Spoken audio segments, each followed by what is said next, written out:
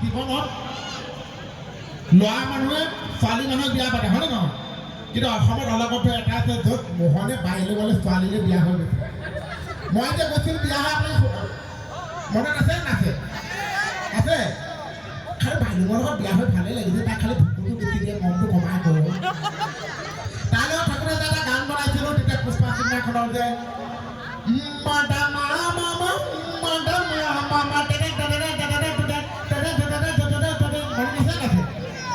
সেইটো মই বনাইছিলোঁ। মই এটা বনাইছিলোঁ অসমীয়াটো মই বনাইছিলোঁ।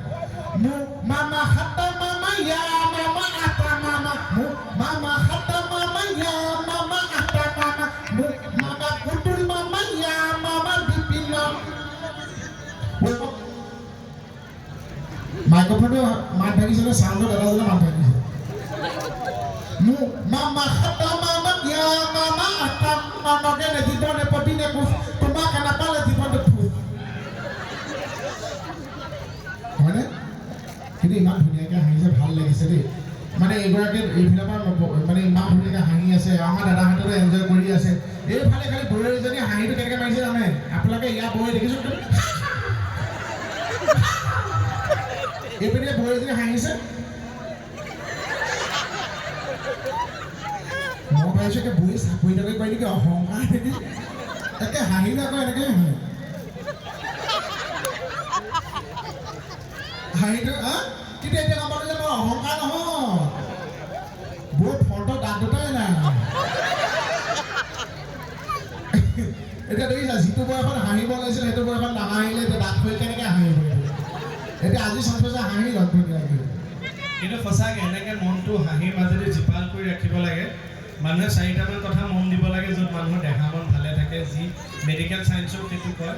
1 নম্বৰ কথা যে মানুহে ভাল খানা খাব লাগে, সুষম আহাৰ।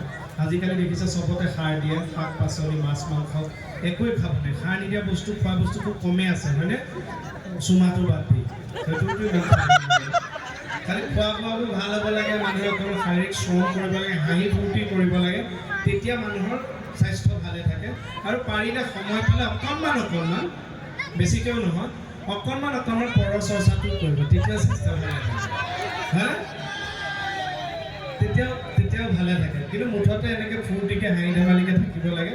আৰু আগতে আমি সৰুতেও দেখিছোঁ, ডাঙৰ হোৱাতেও দেখিছোঁ যে ছিংগাৰসকল যেতিয়া উঠে তেতিয়া আগতে আমি এবাৰ খগেন মহন্তদেৱক দেখিছিলোঁ মোৰ নগাঁৱত, এনেকৈ কাগজৰ টুকুৰা দি দিয়ে গানটো চাই পেলাই গাই পাৰৰ ভাষীত গাঠি দিব। আজিকালিতো সেই ছিষ্টেমটো নাই, তলৰ পৰা চিঞৰি দিয়ে কথা নাই। কিন্তু মই দেখিছোঁ বিভিন্ন জেগা ঘূৰি এটা মোৰ অভিজ্ঞতা হ'ল।